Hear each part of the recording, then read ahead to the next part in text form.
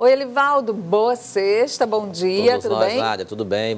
Bom dia e bom dia para você que nos acompanha. O governador Wellington Dias hoje encontra deputados da base aliada.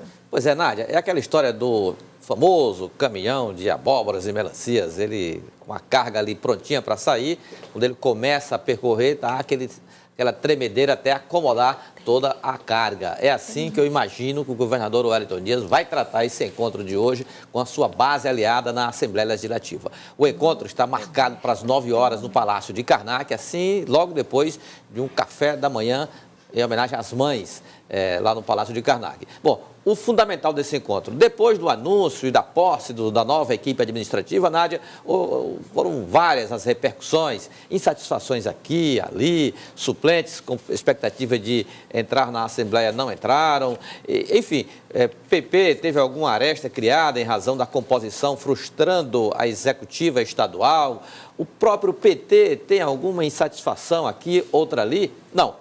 Tudo isso vai ser discutido hoje pela manhã para acertar a estratégia agora política da chamada governabilidade. A expectativa do governador Wellington Dias é contar, por exemplo, na Assembleia, com uma base de, no mínimo, 20 parlamentares, ou seja, 1/3 do plenário. Agora, que essa base, Nádia, ela seja fechada integralmente. Uma base sólida e plenamente fiel.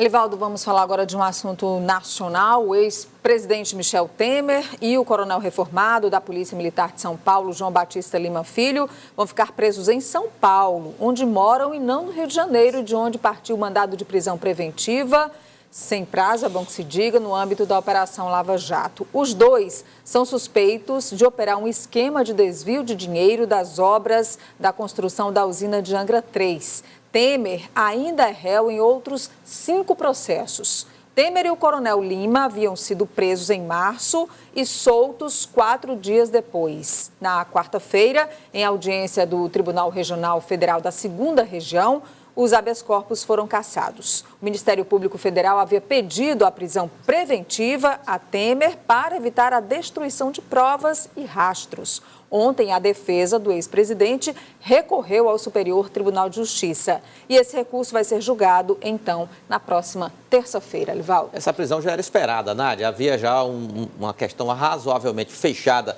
lá no entendimento do Ministério Público Federal e também no âmbito do Judiciário. É como você acabou de explicar, não se trata de uma ameaça à ordem pública do ex-presidente fisicamente, mas o fato da liberdade numa condição de réu em várias ações, isso daria, no entendimento dos juristas que aprovaram a prisão, o retorno do ex-presidente à prisão preventiva, isso daria condição para que houvesse uma possível intervenção, até mesmo para prejudicar o andamento dos inquéritos. Agora, o presidente não foi julgado ainda, é uma prisão ainda de caráter provisório. Ele ainda não tem nenhuma sentença aí definida, portanto, há um longo caminho a percorrer. O problema está exatamente na quantidade de processos e na condição de réu em que se encontra hoje o ex-presidente Michel Temer. Elivaldo, ontem comissões mistas tiveram 2 decisões importantes, a reestruturação de algumas movimentações que serão feitas no governo federal, como a modificação do Ministério do Desenvolvimento Regional para a criação do Ministério das Cidades e também do Ministério da Integração Nacional.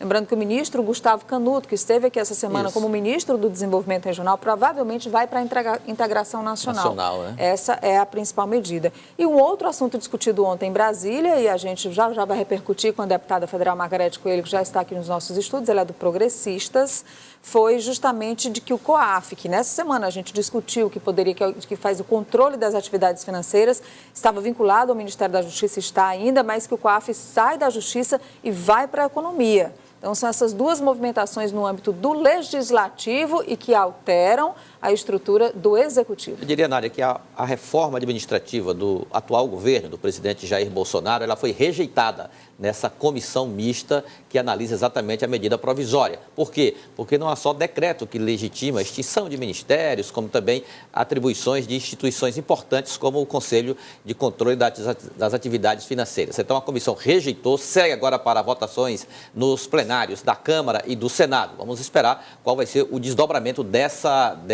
dessas votações. O certo é que a comissão mista e com o papel preponderante, o papel fundamental do Centrão, o Centrão é assim, quando ele vai para o lado do governo, garante a aprovação de matérias do interesse do governo. Quando vai para o lado da oposição, garante a oposição contra o governo. Então, o Centrão hoje é a principal força do Congresso Nacional. E ontem foi uma derrota assim, direta, eu não diria nem só ao governo, porque o COAF continua. O COAF continua da mesma forma, não foi alterada em nada as suas atribuições, a sua composição, em nada. O COAF é importante em qualquer ministério, na Casa Civil, na Defesa, na Justiça, na onde economia. ele está, na economia. Ela é importante em qualquer lugar. A derrota foi do ministro Sérgio Moro, que imagina até num acordo para chegar ao Ministério da Justiça, disse, olha, eu vou, desde que o COAF fique sob a minha tutela.